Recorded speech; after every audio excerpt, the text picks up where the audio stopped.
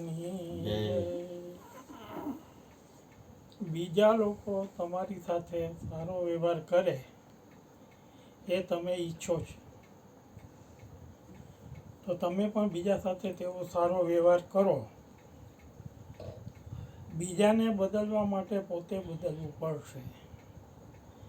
તમે બદલશો તો જ બીજાના બદલાવની શરૂઆત થશે. જે જાગૃત હોય છે તે જ બીજાને મદદ કરી શકે છે. જે પોતે નિદ્રાધીન હોય તે બીજાને કેવી રીતે જગાડી શકે? જેની ભીતર અંધકાર ભર્યો હોય તે બીજાને પ્રકાશનું કિરણ કેવી રીતે બની શકશે? હકીકતમાં બીજાની સેવા પોતાની સૂઝથી થાય છે. પોતાના હિત પહેલા બીજાનું હિત અસંભવિત છે. કોઈ મને કહે કે હું સેવા કરવા માગું છું, તો હું કહું છું કે પહેલા સાધના પછી સેવા. કારણ કે જે તમારી પાસે ન હોય તે બીજાને કેવી રીતે આપશો? સાધનાથી પ્રાપ્ત કરી પછી સેવા દ્વારા વહેંચજો.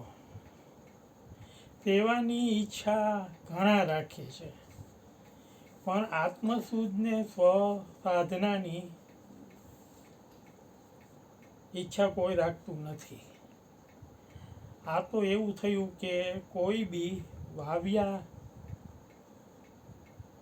વગર પાક લણવા માગે છે.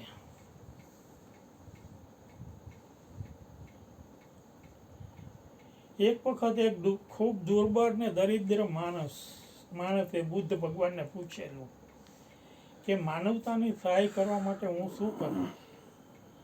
હકીકતમાં તે માણસ શરીરથી દુર્બળ ન હતો, પણ તેનો આત્મા દુર્બળ હતો, ને તે ધનથી નહીં પણ મનથી દરિદ્ર હતો. બુદ્ધે કરુણાભરી આંખે તેની સામે જોઈને કહ્યું, શું કરી શકશો તમે? બુદ્ધનું આ નાનું વાક્ય કેટલું અર્થયુક્ત હતું. એટલે જ તેમણે ફરીથી પૂછ્યું કે શું કરી શકશો?